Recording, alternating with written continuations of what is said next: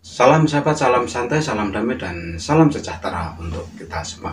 Kembali pada video tip ini ya, Om Bro menjawab request dari sobat-sobat Jamtrok Mania. Untuk requestnya, Om Bro, sebenarnya apa sih yang menyebabkan cucak hijau itu sering sekali over birahi? Bahkan setiap hari cucak hijau saya itu seperti balon atau gembung-gembung dan lainnya gitu. Nah, seperti ini untuk sobat-sobat semua, khusus over birahi ya, yang menyebabkan cucak hijau itu jadi balon itu sudah sering sekali kita ulas ya, sudah sering sekali diulas di playlist cucak hijau. Karena playlist cucak hijau itu sudah ada lebih dari 600 video yang sudah ditayangkan, dan di situ Anda tinggal ngetik aja apa permasalahannya, dan di situ pasti sudah ada jawaban dan solusinya. Di akhir ketikan silahkan ditulis Om Bro ya, supaya pencarian tepat sasaran. Nah, kita akan membahas tentang cucak hijau yang keseharian gembung itu penyebabnya apa. Nah, seperti ini untuk sobat-sobat Jamtrok Mania ya, untuk apa itu cucak hijau yang gembung-gembung itu penyebabnya. Kalau dari Om Bro ya, penyebab yang pertama yaitu dari pola rawatan harian, itu yang pertama.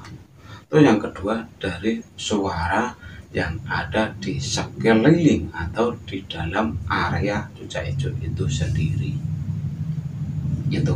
Dan yang ketiga yaitu faktor dari kalah suara atau adu suara dalam satu rumah. Nah, kita akan membahas atau mengupas tuntas satu demi satu permasalahan itu, dan Om Bro langsung berikan solusinya. Yang pertama yaitu dari rawatan. Apakah rawatan itu harus VIP itu, atau istilahnya itu kapan kerjanya kalau rawat burung terus? Itu enggak seperti itu. Rawatan burung itu kalau kita kerja ya kerja, rawat ya rawat. Jadi tidak ada yang namanya merawat burung kita tidak kerja, tidak ada. Karena yang namanya manusia tetap harus kerja ya. Kalau nggak kerja nggak dapat duit ya, nggak bisa memberikan nafkah. Jadi hobi tetap berjalan meskipun kita bekerja gitu. Nah, dari segi rawatan ini yaitu yang pertama yaitu Anda mulai saat ini cobalah untuk tidak memanjakan cucak hijau Anda dengan sering-sering memberikan cucak hijau itu dengan cara disuapi satu satu satu gitu, nggak usah. Jadi misalkan Anda ingin memberikan makan pada cucak hijau, ya langsung aja kasih 4 ekor atau 5 ekor sesuai set harian, cemplungan aja di dalam cepotnya. Habis itu kita pergi, udah itu untuk yang pertama ya, itu masalah pemberian makan. Terus yang kedua, pola mandi jemur. Nah, di sini pola mandi jemur yang tidak teratur pada cucak hijau itu akan menyebabkan cucak hijau itu akan sering ngebalon atau ngembang-ngembang seperti itu. Karena apa? Efek gatal mungkin bisa, terus efek gerah mungkin bisa. Jadi sebaiknya seminggu sekali ya dimandikan, jangan setahun sekali ya. Seminggu sekali dimandikan, pagi boleh, sore boleh, tergantung di mana Anda punya waktu banyak untuk membandingkan cucak hijau gitu. Terus selanjutnya yaitu efek kebersihan sangkar. Nah, ini efek kebersihan sangkar itu sebisa mungkin memang seminggu sekali ya dibersihkan. Kalau paling bagus ya setiap hari. Kalau paling bagus kedua ya 2 hari sekali, atau di mana Anda banyak waktu untuk membersihkan. Yang penting jangan setahun sekali ya. Kalau bisa ya memang sehari sekali atau 2 hari sekali dibersihkan gitu ya, dimandikan dalam karamba, terus sangkarnya kita mandikan, kita bersihkan. Karena apa?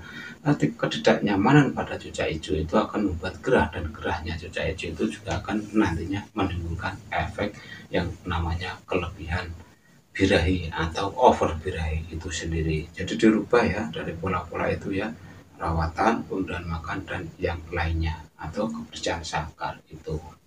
Terus yang kedua dari suara-suara yang ada pada sekeliling cucak hijau itu. Artinya seperti ini. Kalau rawatan kita bagus, kenapa kok kita masih mengalami yang namanya over birahi pada cucak hijau? Jadi kita harus peka. Sebenarnya cucak hijau itu adalah burung yang suka penyendiri.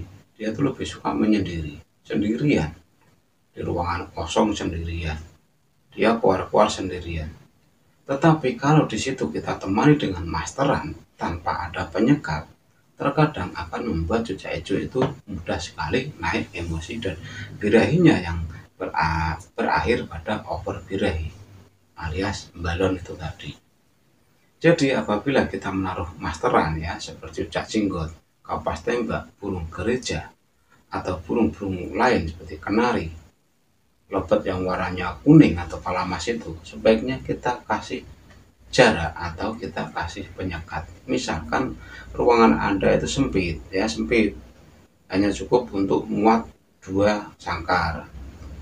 Kita harus bisa membuat si cucak hijau itu terhalang penglihatannya dengan burung masteran itu dengan cara diberikan sekat. Itu sekat bisa membuat dari gabus, bisa. Kalau nggak punya gabus ya pakai itulah apa itu, spray juga bisa, terus pakai apa itu korden pun juga bisa. Yang penting intinya itu si cucak hijau itu tidak melihat burung lain di situ, meskipun hanya mendengarkan suaranya saja. Itu.